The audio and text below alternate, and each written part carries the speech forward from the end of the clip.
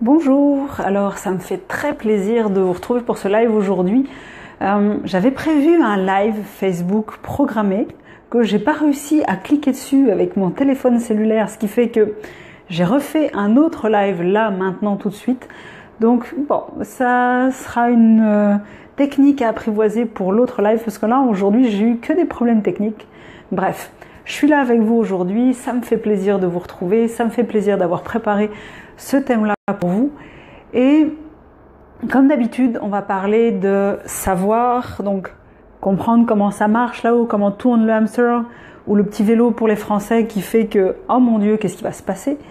Le savoir-être, quelle est la position intérieure à adopter ensuite vis-à-vis de ça, et ensuite le savoir-faire, comment on se débrouille avec tout ça dans la vie de tous les jours. Alors merci à ceux qui me rejoignent, si vous pouviez me faire un petit coucou, ça me ferait vraiment plaisir, et je m'excuse d'avance de ne pas avoir réussi à faire ce live Facebook que j'avais programmé, parce que j'ai essayé de tripatouiller mon cellulaire pendant à peu près 10 minutes, pour essayer de trouver le moyen de lancer le live à partir de ce que j'avais programmé, mais j'ai pas réussi. Donc, et justement, c'est intéressant parce que j'avais quelque part la peur de décevoir, mais en fait pas tant que ça, et je vais vous expliquer pourquoi. Bonjour Mickaël, ça fait plaisir de te voir. Tiens, le petit jeu aujourd'hui pour vous accueillir, c'est de savoir quel est le chiffre que vous voyez le plus proche de vous.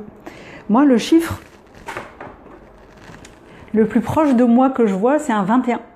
21 comme ces cartes d'anniversaire pour ma coloc que je viens de découvrir ce matin. Et ça montre que je suis une très mauvaise coloc vu que je ne savais pas que c'était son anniversaire. Mais je vais me rattraper aujourd'hui, je vais aller lui chercher je vais aller lui faire des petits trucs pour me rattraper aujourd'hui. Hop, voilà.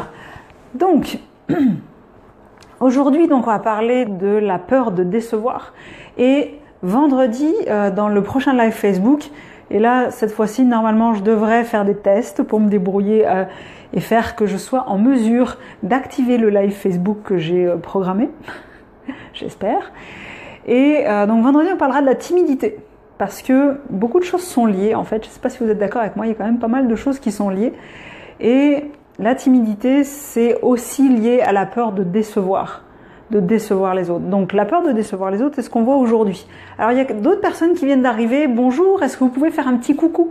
Le jeu aujourd'hui pour faire un petit coucou, c'est de dire quel est le chiffre qui se trouve le plus proche de vous, là, qui vous saute aux yeux. Moi, c'était la carte d'anniversaire de ma coloc, où il y a marqué 21.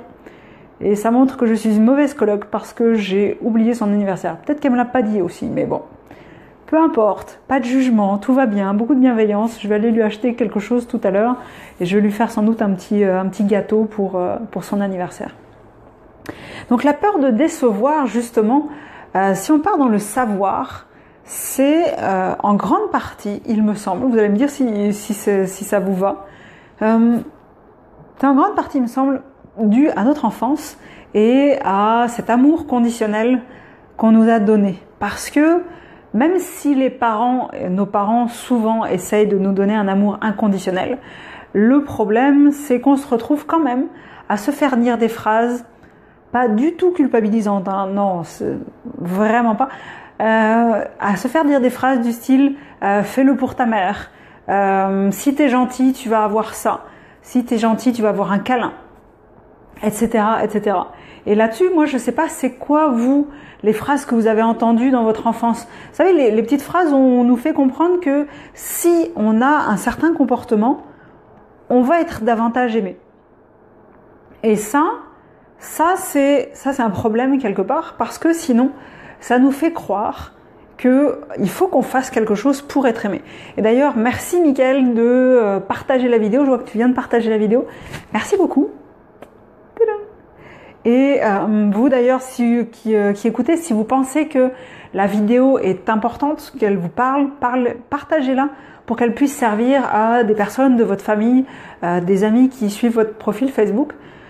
Parce que la peur de décevoir, je crois qu'on l'a tous un peu beaucoup, ça dépend des gens, puis ça dépend des moments, mais on l'a tous un petit peu beaucoup.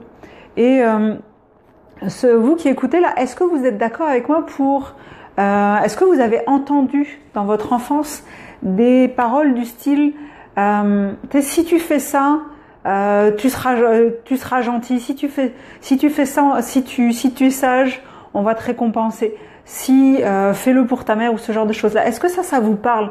Est-ce que vous avez d'autres petites phrases comme ça qui vous viennent à l'esprit? Des petites phrases qu'on vous a dit dans votre enfance qui vous faisaient comprendre que si vous faisiez quelque chose, à ce moment-là, vous alliez avoir une récompense, vous alliez être aimé. Est-ce que ça vous parle? Je vous laisse quelques secondes là pour écrire s'il y a des phrases qui vous reviennent en mémoire. Alors je vois Mickaël qui dit oui, bien sûr. Est-ce que tu aurais, Mickaël, ou vous auriez, vous qui écoutez ou qui allez écouter après ce live, est-ce que vous auriez des exemples de phrases qui vous ont marqué, où on nous faisait bien comprendre que si t'es gentil, tu vas avoir ça, si t'es sage, tu vas avoir un câlin, si t'es sage. Donc toutes des marques d'amour conditionnel. Et ça marque énormément un enfant, parce que ce qu'il comprend à travers ça, c'est que c'est uniquement son comportement qui va faire qu'il va être aimé. Donc je vous laisse quelques secondes pour marquer un peu une phrase là comme ça qui vous a marqué quand vous étiez enfant.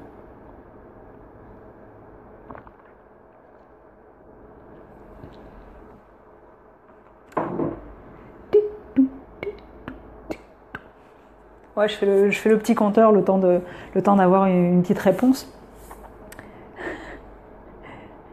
Je ne sais pas où est ma pince à épiler.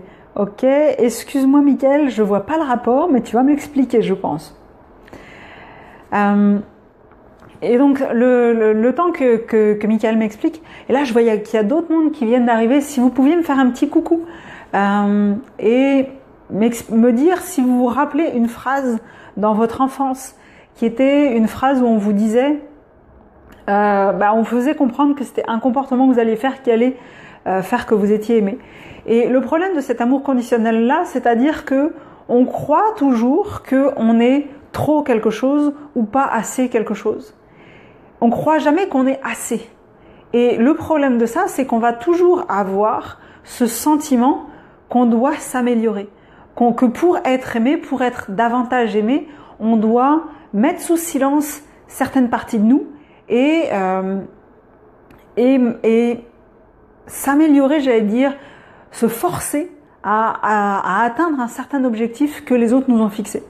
Alors là, il y a Mélanie qui dit bonjour. Coucou Mélanie. Ah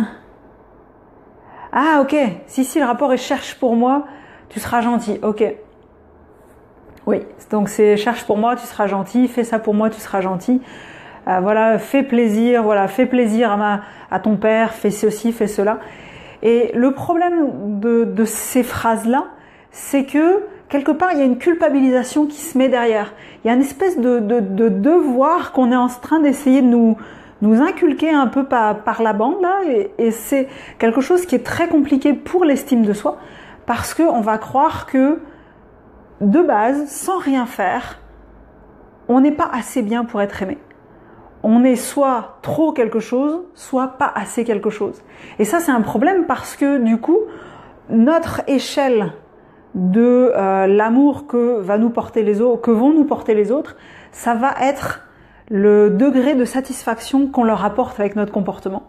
Et donc, si on les déçoit, quelque part, si on lit la déception dans leurs yeux, quelque part, c'est un petit peu comme une mise à mort. Parce que on se dit, oh mon Dieu, ça y est, c'est pas vrai, j'ai perdu son amour. Ça y est, il va me rejeter, ça y est, il va moins m'aimer, ça y est, il va moins me considérer, il va se détourner de moi, il va moins me parler. Je vais avoir moins d'opportunités. Et là, tout de suite, ça y est, c'est fini. On est foutu. On est foutu parce que on a tellement basé notre amour de nous-mêmes et, j'allais dire, l'échelle de valeur sur laquelle on se situe vis-à-vis du regard des autres et de la perception que les autres ont de nous, que si jamais on déçoit, c'est la fin du monde. Je ne sais pas si vous êtes d'accord avec ça.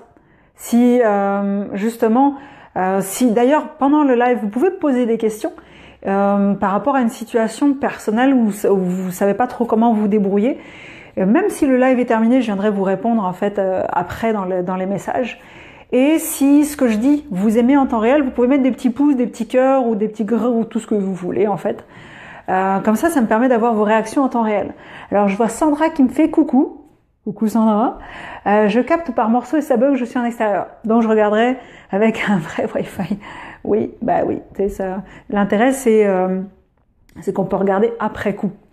Mais voilà, moi j'ai des phrases de ce style. Mon père a dit à mon frère au moment de la séparation de mes parents, si tu viens où je suis actuellement, eh bien je reviendrai avec maman. Oh my god. Moi c'est du style, si tu continues, ça va te coûter cher. Alors si tu continues, ça va te coûter cher, c'est de la menace. C'est même pas de... ou si tu m'écoutes pas... je te mets dehors. Ah, intéressant. Ça, c'est de la menace. Donc ça, c'est autre chose. C'est une tentative de prise de pouvoir. Et c'est très, très différent que de l'amour conditionnel. C'est-à-dire que la tentative de prise de pouvoir, ça revient à un live que j'ai fait la semaine dernière, où justement, c'est quelque chose qui est plutôt là de l'ordre du fait d'affirmer ses besoins personnels et de l'échange d'énergie. Non, je crois que c'est le live de lundi. Oui, c'est le live de lundi. De l'échange d'énergie qui se fait quand on est dans une relation. Parce qu'une relation, c'est du temps et de l'attention. Donc, de l'énergie qu'on consacre à l'autre. Donc là, c'est une tentative de prise de pouvoir. Par contre, le fait de dire, voilà, si tu fais ça, je me remets avec ta mère, là, c'est de la culpabilisation. Et ça, c'est un problème parce que ça va faire qu'on va se sentir inadéquat. Et c'est un des principaux problèmes avec avec ce genre de mode de fonctionnement là, c'est-à-dire que on fait rentrer la personne dans un cercle vicieux parce qu'il faut qu'elle fasse toujours des choses pour se sentir aimée. Et donc si elle ne fait plus rien, elle a l'impression que plus personne va l'aimer. Et ça, c'est très très mauvais pour l'estime de soi. Il y a aussi le problème que quand on a la peur de décevoir, on a la peur que tout le monde se détourne de nous. Et dans ce cas-là, le problème à ce moment-là, c'est que on est dans des extrêmes. On n'est pas en train de voir la réalité. On est en train de voir, oh mon Dieu, si jamais je le déçois, il m'aime plus, il va me claquer la porte, plus jamais il va vouloir me parler. Ouais, enfin, là, j'allais dire, il y a aussi le fait de décevoir, de saboter quelque chose intentionnellement. Il y a aussi le fait ça dépend du niveau de déception, puis après ça dépend de quelle est notre manière d'interagir avec la personne qu'on a déçue ensuite. Il y a beaucoup de choses qui rentrent en ligne de compte. Il n'y a pas juste le fait de décevoir sur l'instant. Salut Lorraine, ça fait plaisir de te voir. Donc, si, comme je disais juste avant, parce que je vois qu'il y en a qui arrivent en cours, bonjour Yazid, ça me fait plaisir de vous accueillir sur le live. Si jamais vous avez une question par rapport au fait de la peur de décevoir, une situation dans laquelle vous êtes coincé, marquez-les dans les commentaires. Ou aussi, si ce que je dis, ça vous parle, en temps réel, vous pouvez mettre des petits pouces, des petits cœurs. Comme ça, je saurai qu'est-ce qui vous parle. Et bien sûr, s'il y a des choses un peu plus compliquées, on pourra en parler en privé. Parce que moi aussi, je fais de l'accompagnement au niveau des personnes. Je coach des gens, en fait. Salut Patricia, ça fait plaisir de te voir. On ne veut pas décevoir parce qu'on a peur que l'on ne nous aime plus. Absolument Lorraine, c'était ce que j'étais en train de dire. C'est-à-dire que, juste pour Lorraine, pour ceux qui viennent d'arriver, je disais que dans l'enfance, souvent, on nous fait croire les gens ne font pas de manière méchante. C'est plus une tentative de manipulation pour arriver à ses fins, et en fait, ça se fait le plus souvent de manière inconsciente. Mais on nous dit, si tu fais ça, tu vas avoir une récompense. Ou tu es trop comme ça, tu es pas assez comme ça, sois gentil, fais ceci, fais cela. Et donc, c'est ça qui fait que plus tard, je vois qu'il y a des petites choses qui se baladent, donc c'est cool. C'est ça qui fait que plus tard, on a l'impression qu'on doit toujours faire quelque chose pour être aimé. Donc ça, c'était une des choses que je voulais vous annoncer. Ah, aussi, le chose, c'est que justement, waouh, hey, je cause bien la France, hein, vous avez remarqué. Un des points clés aussi, c'est que pour se faire aimer, comme on a l'impression qu'il faut qu'on fasse quelque chose pour se faire aimer, on va avoir tendance à anticiper les attentes des autres, à essayer de les prévenir. Et là, je vois qu'a priori, ça vous parle aussi. Donc, on va essayer de prévenir les attentes des autres. Et donc, on va avoir l'impression que si jamais on est en train de répondre aux attentes des autres avant même qu'elles soient formulées, l'autre personne va nous aimer. Alors oui, ça va faire plaisir, certes, mais le problème, je vois que ça plaît là parce qu'il y a un certain nombre de pouces qui volent. Le problème, c'est que, et puis des cœurs et tout, waouh, ok, d'accord. Le problème, c'est que quand on fait ça, petit à petit, l'autre va augmenter ses attentes. Parce que comme on devine ce qu'il ou elle a besoin avant même, oh my god, ça vole, c'est impressionnant. Parce que même si on va deviner ce que l'autre veut et donc il va s'attendre à ce qu'on devine tout le temps. Il va s'attendre à ce qu'on en fasse toujours plus pour lui ou pour elle. Et donc dans ce cas-là, son niveau d'attente va augmenter et donc forcément, on va avoir beaucoup plus de chances de le ou la décevoir rapidement. Et le problème, c'est que comme le niveau d'attente augmente, ça veut dire que pour lui ou elle, c'est normal, ce niveau de service qu'on apporte, ce niveau de remplissage de besoins qu'on apporte, il n'y aura plus de gratitude pour ce qu'on fait. Donc, nous, on se sent encore moins reconnus dans ce qu'on fait. Alors, je vois Lorraine qui fait... Alors, si on est moins belle, plus grosse, etc., handicapée, on ne veut pas décevoir pour rester dans la gang. Oui, et dans ce cas-là, ça montre bien que l'on croit que l'amour est conditionnel. Parce que si on s'aime suffisamment nous-mêmes, sans condition, à ce moment-là, les autres vont nous aimer sans condition. Et les autres qui vont être autour de nous, je ne sais pas si ça vous plaît à ce point-là ce que je dis, ou s'il y en a qui sont cliqueurs fous là sur les cœurs et tout, mais je vois des trucs qui passent, c'est assez impressionnant. Mais le truc, c'est que dans ce cas-là, on va croire que j'en perds mon latin en plus.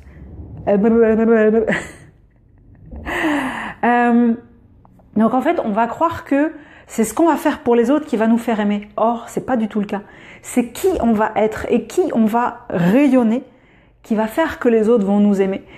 Et c'est pour ça que si nous-mêmes, on ne remplit pas nos propres besoins en termes d'amour de soi, on va toujours rechercher chez les autres ce que l'on croit qui nous a manqué de la part de nos parents. On va toujours chercher à l'extérieur ce qu'on croit qui nous a manqué de la part de nos parents parce que nos parents ne sont pas parfaits. Je sais pas si ça vous parle ce que je suis en train de dire. Il y a Patricia qui dit on te déconcentre, mais justement c'est très bien, c'est un très bon exercice de déconcentration, comme ça voit si ça regarde si je suis focus ou si je me laisse déconcentrer par les petits cœurs et les pouces qui se baladent. C'est pas grave, c'est juste un exercice, c'est juste une manière de faire, donc pas de problème. Alors je vois Lorraine qui dit non, sauf que je sais pas à quoi tu dis non Lorraine, donc si tu peux juste préciser. Et pour les nouveaux qui arrivent, parce qu'il y a du monde qui embarque en même temps, vous pouvez poser vos questions. Vous pouvez vous poser vos questions dans le chat, justement si vous avez quelque chose au niveau de la peur de décevoir qui vous bloque. Et vous pouvez réagir aussi à ce que je dis, me dire si vous êtes d'accord, si vous n'êtes pas d'accord. D'ailleurs, je vois Angelo qui vient d'arriver. Il y a Lorraine qui dit non, mes parents étaient merveilleux. C'est possible que tu aies trouvé tes parents merveilleux. Par contre, tes parents avaient des défauts, comme les miens, comme ceux du voisin.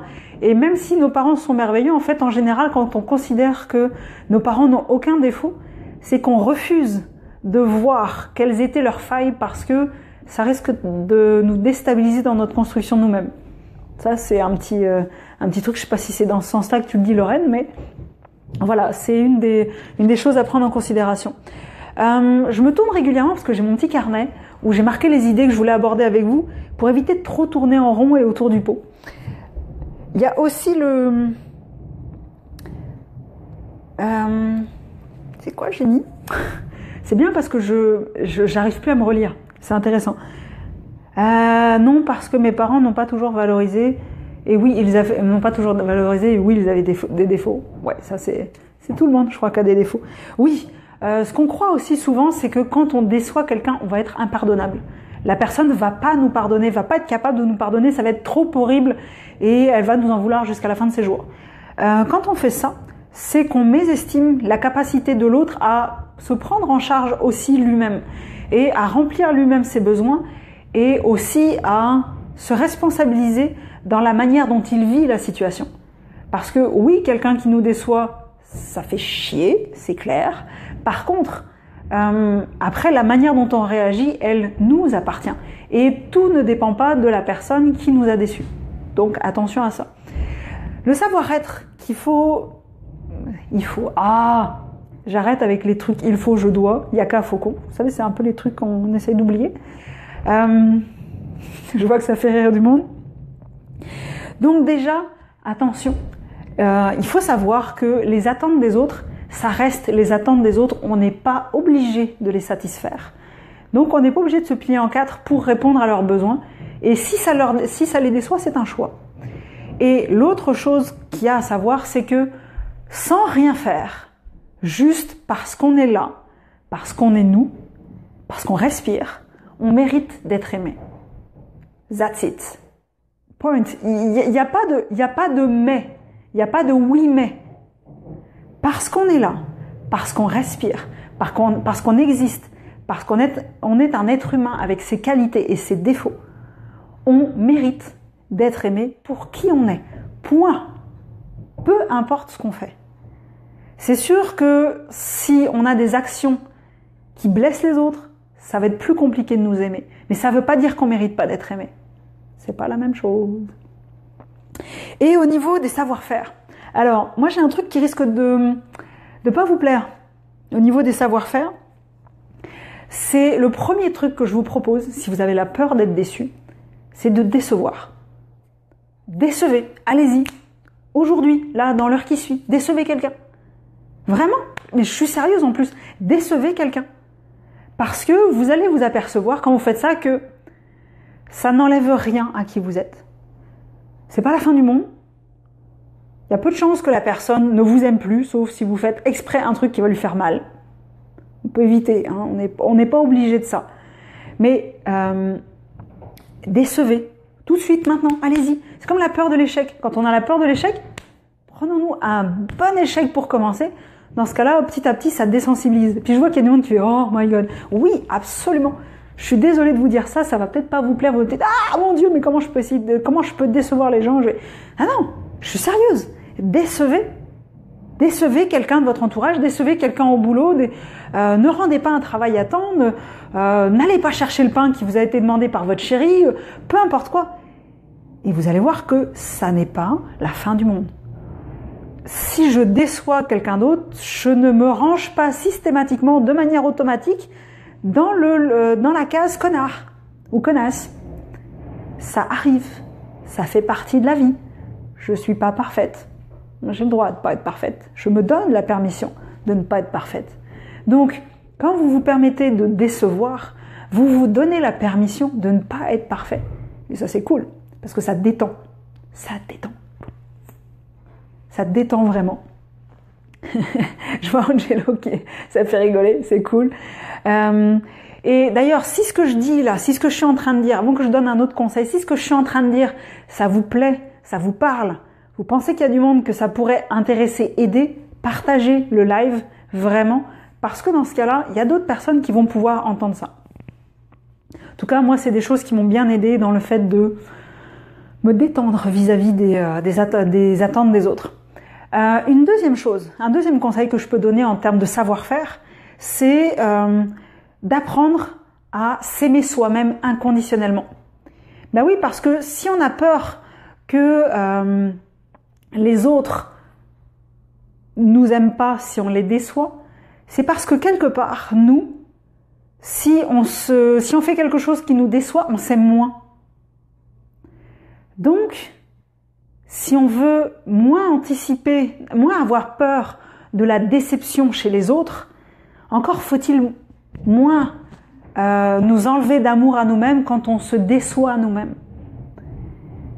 Parce que ce qu'on croit chez les autres, ce qu'on anticipe chez les autres, comme critique par exemple, là je fais référence à d'autres lives que j'ai fait avant, ce qu'on anticipe comme critique chez les autres, c'est ce qu'on a comme critique vis-à-vis de nous-mêmes.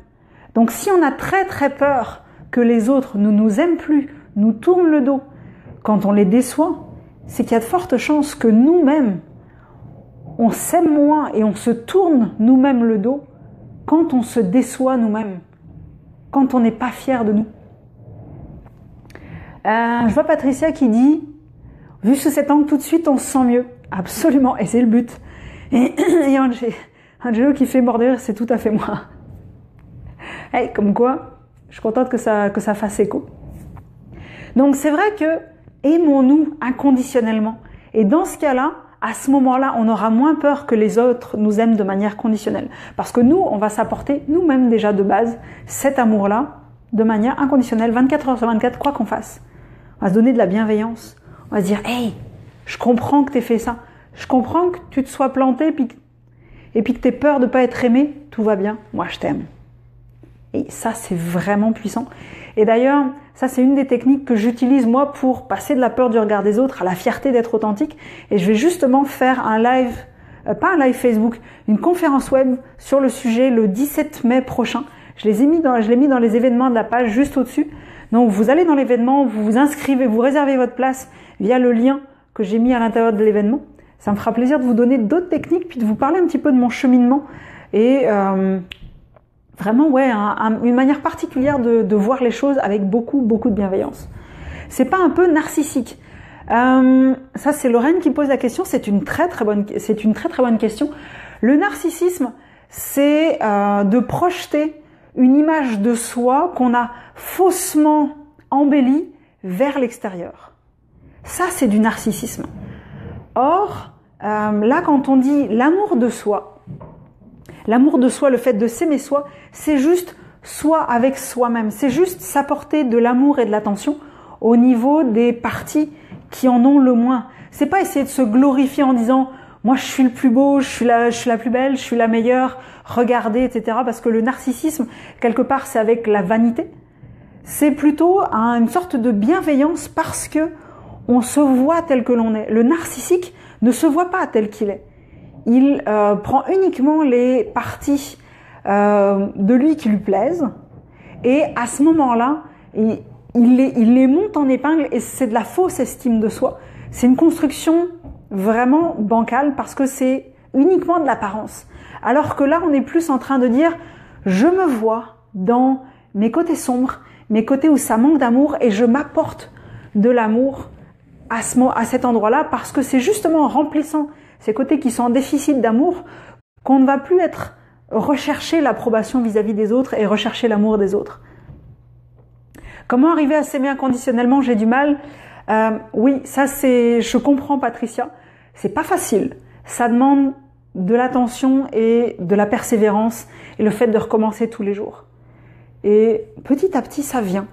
C'est-à-dire que quand on se voit avoir un comportement qui, non, ça nous plaît pas. Enfin, c'est pas comme ça qu'on voudrait être. Mais c'est de se dire, ok, je t'ai vu. Puis je sais que si tu te comportes pas comme ça, c'est pas parce que foncièrement tu le veux. C'est juste parce que tu as une blessure qu'on n'a pas encore guérie. Donc, j'apporte de l'amour là-dessus. Et petit à petit, on arrive à guérir ces blessures-là en mettant de l'amour et de l'attention dessus. Et ça fait du bien. Oui, l'amour, c'est pas facile. C'est pas facile parce que ça demande d'aimer ce qui marche bien et ce qui marche pas. Oui, ça vient, Mélanie confirme, donc c'est parfait, tu vois. Y a de l'espoir, Dieu merci quand même. Une autre chose, promettez moins, donnez plus. C'est-à-dire que pour ne pas décevoir les autres, il faut éviter de leur donner trop d'attentes. Il faut éviter de leur promettre monts et merveilles qu'on va pas forcément être capable de livrer. Donc dans ce cas-là, on va promettre moins, quitte à savoir qu'on va donner plus que ce qu'on avait dit au départ, ou que peut-être que au lieu de dire aux collègues je te fais ça pour demain, on dit je te fais ça pour vendredi quand on est au début de la semaine, et lui livrer le lendemain si jamais on l'a fait. Mais si jamais on n'a pas le temps, dans ce cas-là, on lui a dit vendredi, donc si on lui livre le travail qu'on lui avait promis de lui livrer vendredi, on l'a pas déçu. Donc promettre moins, donner plus, c'est une bonne manière de faire un effet waouh au lieu de décevoir. Et ce qu'on peut aussi proposer, c'est une réparation.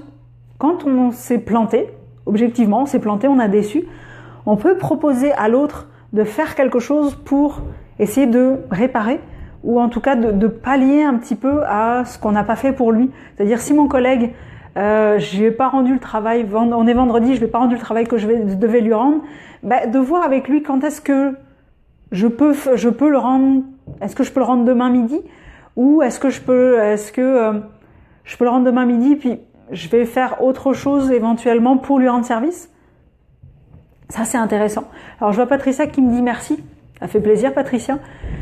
c'est ce que je fais vis-à-vis de moi-même. Donc je sais que c'est parfois difficile parce que on nous a appris à regarder uniquement, à essayer de cacher les mauvais côtés, de les mettre sous le tapis et de regarder uniquement les bons côtés. Mais c'est pas comme ça qu'on grandit, puis c'est pas comme ça qu'on va arrêter de dépendre des autres. Donc voilà, ça c'était les petits conseils que je voulais vous donner aujourd'hui. Ça fait déjà 30 minutes que je vous parle. Donc si vous avez, avant que je fasse un petit récap puis que je parle du live de vendredi, si vous avez des questions, si vous avez des choses là où vous êtes pris dans une situation et que vous avez envie de les marquer, allez-y, marquez-les dans les commentaires, ça me fera vraiment plaisir de vous répondre dans le temps du live.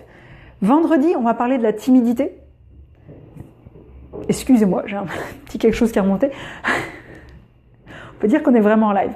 Vendredi, je vais parler de la timidité. C'est quoi? Comment faire? Comment s'en défaire? Pourquoi elle est là? Etc., etc. Et normalement, je devrais réussir à faire le live Facebook programmé, pas comme aujourd'hui en fait, pas comme pas réussi à accéder à mon live Facebook programmé que j'avais programmé tout à l'heure. Oui, bah oui, ça arrive. Mais j'ai plein de pépins techniques aujourd'hui, c'est pas grave. Tout va bien. Jusque là, tout va bien. Je respire. Il n'y a pas mort d'homme. Ça va le faire. Donc, si je devais résumer ce que j'ai dit. Première chose, c'est que, attention, le savoir, c'est que dans l'enfance, souvent, on nous a parlé d'amour, on nous a donné un amour conditionnel. Si tu fais ça, je vais t'aimer. Si tu es gentil, si tu es sage, tu vas avoir un cadeau. Si fais plaisir à maman, fais ceci, cela. Donc, on a l'impression qu'il faut toujours qu'on fasse quelque chose pour être aimé et pas juste être nous-mêmes. Qu'on est toujours trop ou qu'on n'est pas assez. Donc, ça, c'est quelque chose qui nous handicape parce que après, on a l'impression que il va falloir qu'on rencontre les attentes des autres, qu'on soit à la hauteur des attentes des autres. Or, le problème, c'est que si on essaye d'anticiper les attentes des autres, plus on les anticipe et plus on répond aux besoins avant même qu'ils nous soient demandés, dans ce cas-là, les autres vont augmenter leurs attentes et forcément la facilité avec laquelle on va les décevoir va être encore plus grande, donc on va être dans un cercle vicieux, on va pas s'en sortir. Et souvent, c'est vrai qu'on a l'impression que si on lit la déception dans l'œil de l'autre, c'est une mise à mort, il va plus nous aimer, il va nous tourner le dos, etc. Non. Le moyen de pallier à ça, c'est nous-mêmes de nous apporter de l'amour quand on se déçoit. Quand on voit qu'on déçoit, de se dire « Ok, je t'aime pareil. Je te donne la permission de décevoir. T'as le droit de pas être parfait. » Et qu'est-ce que j'avais dit d'autre? Oui, c'est on essaye d'essayer en fait quand on a peur de décevoir, on essaye de récupérer ce manque d'amour et d'attention qu'on a eu quand on était enfant. Sauf que ça, c'est à nous de nous l'apporter. Il y a Patricia qui dit « J'aimerais être aussi à l'aise que toi. » Tu vas pouvoir le devenir. Mais tu me connaissais pas il y a 6 mois. Tu me connaissais pas il y a 1 an, il y a 6 ans. Moi, je te conseille, Patricia, va regarder sur ma page Facebook des vidéos que j'ai fait il y a 1 an et demi. Tu vas voir que j'ai bien évolué. Tu vas voir que j'ai vraiment bien évolué. Lorraine, j'aimerais bien qu'un jour tu parles de comment réaliser jusqu'au bout une promesse que l'on se fait, comme vouloir arrêter de fumer par exemple. Ok, Lorraine, je prends note de ça. C'est une très bonne idée. Je vais réfléchir. Je vais faire un live là-dessus. Justement, si vous avez des questions à laquelle vous voulez que je réponde, posez-les. Posez-les comme ça. Moi, je vais programmer des lives qui vont justement répondre à vos questions, parce que moi, c'est le but, c'est de répondre à ce qui peut vous servir. Donc, après, savoir-être. On passait sur le savoir-être. Déjà, savoir que les attentes des autres, c'est les attentes des autres. Ça ne nous concerne pas forcément. Deuxième chose, que simplement par le fait d'exister, je mérite un amour inconditionnel. J'ai pas besoin de faire quoi que ce soit pour mériter de l'amour. Rien que le fait que j'existe, que je sois qui je suis, je mérite un amour inconditionnel. Et ensuite, pour le savoir-faire, déjà, décevez. Décevez, maintenant, tout de suite, dans la minute qui suit, dans l'heure qui suit. Vous allez vous apercevoir que, non, personne ne meurt, on n'est pas immédiatement catalogué dans la catégorie connard, et que on survit, et on a le droit de pas être parfait. Donc, allez-y, décevez.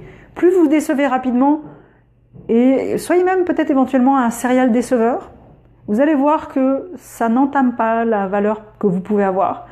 Ça risque peut-être de faire chier votre entourage, mais ça c'est autre chose. C'est juste, dites-leur après que c'était quelque chose que vous vouliez vous donner la permission de décevoir pour être plus à l'aise.